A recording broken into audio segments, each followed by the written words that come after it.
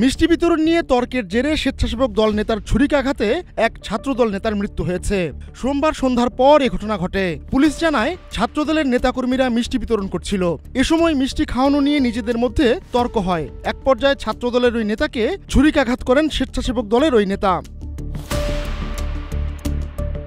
এ ঘটনায় নিহত রবিউল ইসলাম বরিশালের বাবুগঞ্জের আগরপুর গ্রামের হাওলাদার বাড়ির মিজানুর রহমান হাওলাদার দুলালের ছেলে।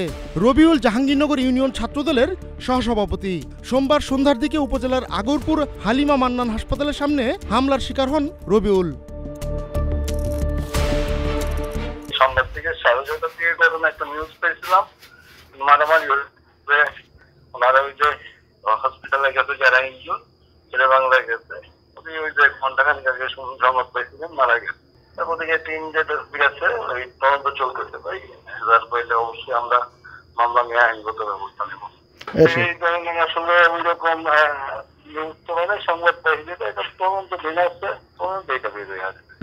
এখন পর্যন্ত আসে নাই, ওইরকম কোনো কেউ অভিযোগ নিয়েও আসে নাই।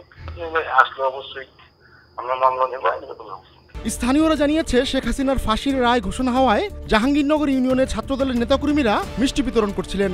এ সময় জাহাঙ্গীরনগর ইউনিয়ন ছাত্রদলের সহসভাপতি রবিউল ইসলাম ও স্বেচ্ছাসেবক দল নেতা মোহাম্মদ আউয়াল হোসেন, মোহাম্মদ রাসেল এবং শাকিলের মধ্যে বাকবিতণ্ডা হয়। এক পর্যায়ে আউয়াল ধারালো ছুরি দিয়ে রবিউল ইসলামকে কুপিয়ে গুরুতর জখম করে। স্থানীয়রা তাকে উদ্ধার করে বরিশাল শেরি বাংলা মেডিকেল কলেজ হাসপাতালে নিলে কর্তব্যরত চিকিৎসক তাকে মৃত ঘোষণা করেন।